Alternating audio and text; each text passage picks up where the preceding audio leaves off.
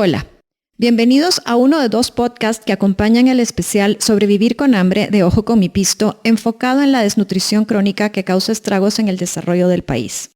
Estuvimos en 5 municipios del altiplano guatemalteco: en Senaú, Alta Verapaz; en Concepción, Sololá; en Zacapulas, Quiché; en Santa Lucía, La Reforma, Totonicapán; y en Santa Apolonia, Chimaltenango. En todos ellos fuimos testigos de primera mano de lo que implica que las familias no tengan lo suficiente para alimentarse.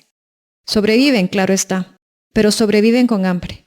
Soy Beatriz Colmenares y me acompaña en esta ocasión Mireya Palmieri. Ella es funcionaria del Instituto de Nutrición de Centroamérica y Panamá, INCAP, un centro especializado en alimentación y nutrición y que lanzó la primera voz de alerta sobre esta problemática en Guatemala en 1967. Hace 55 años. Mireya Palmieri es socióloga, experta en vigilancia, monitoreo y evaluación de temas relacionados con la salud alimentaria. Y con ella analizamos, entre otras cosas, las razones por las cuales en este país los índices de desnutrición son tan altos, de hasta 46.5% en la población menor de 5 años. ¿Por qué ocurre esto? La nutrición es un tema de desarrollo socioeconómico.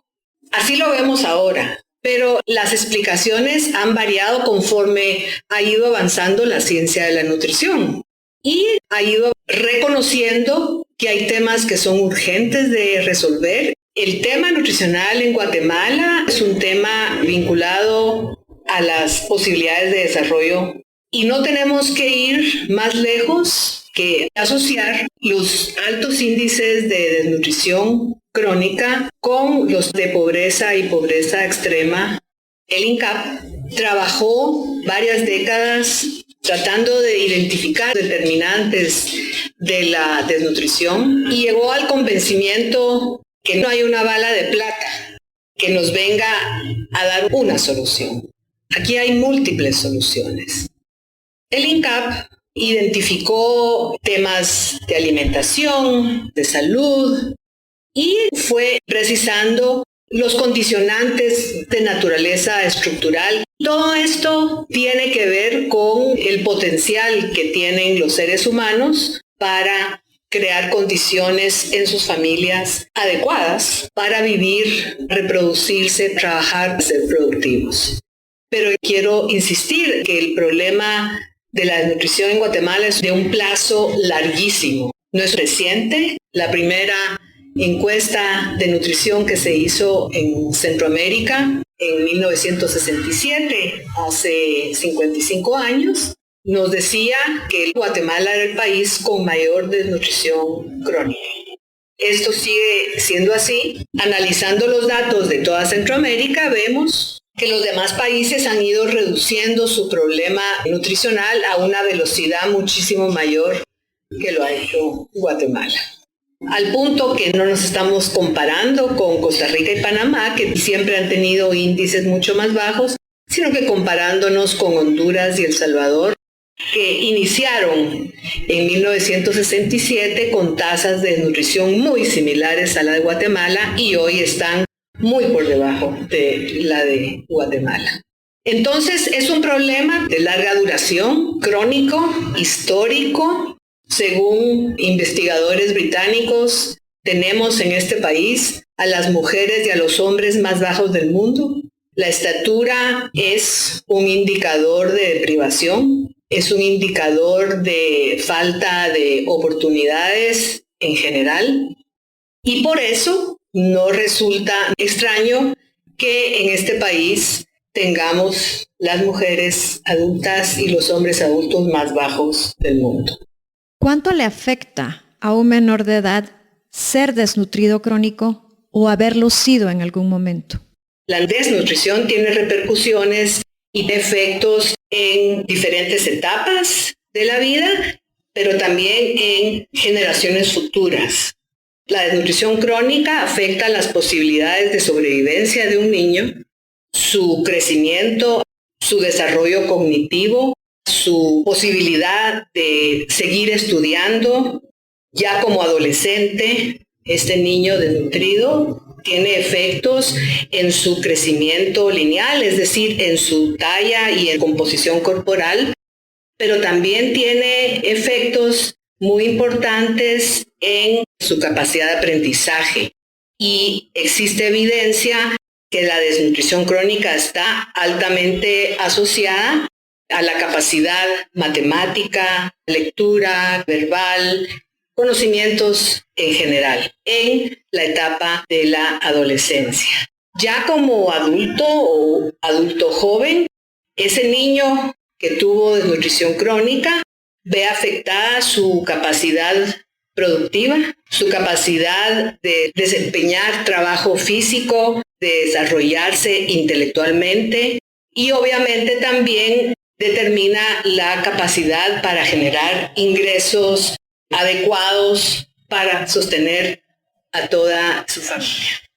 Pero la desnutrición crónica también puede determinar la salud y la nutrición de ese adulto que fue desnutrido. Entonces sabemos que el niño que tuvo desnutrición crónica tiene menor riesgo de diabetes, pero tiene mayor riesgo de sobrepeso y obesidad.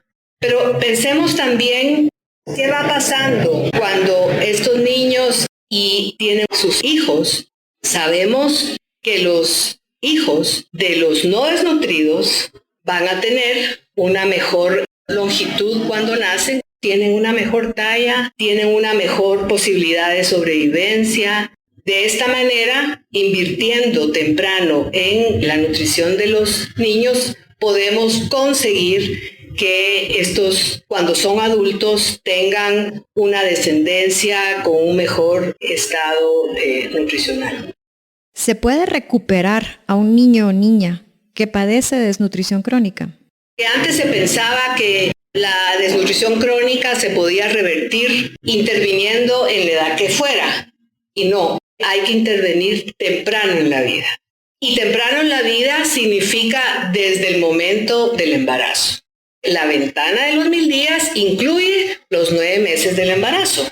Y es importante que haya una captación precoz de la madre embarazada, que los controles prenatales sean de la calidad requerida, que haya un seguimiento de la ganancia de peso, que se hagan exámenes de orina y examen de sangre para ir monitoreando a ver si no hay algunas afectaciones al estado de salud de la madre.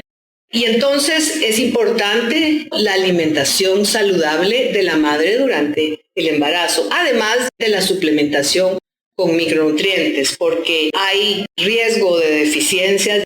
¿Es posible revertir los efectos de la desnutrición crónica si un niño empieza a alimentarse bien de forma constante? La talla perdida no se puede recuperar. Lo que se puede hacer es crear condiciones de vivir rodeado de buena alimentación, buenas condiciones de salud, y eso va a permitir no que recupere la talla que perdió, sino que siga en un canal de crecimiento que le permita seguir en un curso de crecimiento que permita llegar a tener una talla o una estatura, si no óptima, adecuada. Este es un concepto difícil de entender. Se puede traducir como para alcanzar el crecimiento, y básicamente lo que nos dice es que el niño, si se cambian sus condiciones, nunca va a recuperar la talla que perdió, pero puede seguir en un canal adecuado de acuerdo a su punto de partida. Es difícil. Yo diría que no se puede revertir la desnutrición crónica. Para mí es irreversible, por eso la insistencia de actuar antes de los 2 años del niño para evitar ese deterioro. ¿Qué hay del desarrollo cognitivo de un niño desnutrido crónico? Hay mucha controversia con relación a ese tema. No hay evidencia contundente que nos diga que hay posibilidades de revertir el deterioro cognitivo con una mejor alimentación. Y por eso se habla de que los daños son irreversibles. ¿Cuál es la clave para acabar con la desnutrición en el país? El fenómeno de la nutrición crónica tiene que ser entendido como un problema de desarrollo nacional. Y en ese sentido debe ser un tema en el cual todos nos sintamos responsables. Debe ser un tema en el que todos pensemos, sociedad civil, sector privado, sector público, todos, gobiernos municipales, gobiernos locales, todos tenemos una responsabilidad y algo que hacer de manera continuada. Yo dije que este era un problema de larga data, histórico, y así tenemos que ver. Entonces los esfuerzos tienen que ser sostenidos, no de un periodo de gobierno, sino que de múltiples. Y así lo dicen las evaluaciones que se han hecho. Tienen que ser un esfuerzo llevado a escala. Los números son duros. Es un problema nacional y por lo tanto la cobertura de las intervenciones tiene que ser también nacional. No solo dirigidos a grupos específicos, sino que a los grupos más vulnerables, pero en todo el territorio. Y lo otro, todos los esfuerzos tienen que ser evaluados. Todos los esfuerzos tienen que ser monitoreados para poder detectar desviaciones en términos de las estrategias, para detectar situaciones que hay que remediar, problemas administrativos, de logística, de aceptabilidad por parte de la población.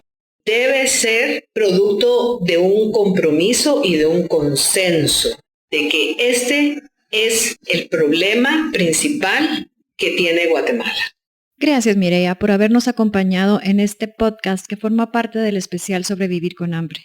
Este es, en definitiva, uno de los principales problemas que enfrenta Guatemala. Y la respuesta no solo es multicausal, sino también parte del compromiso de todos.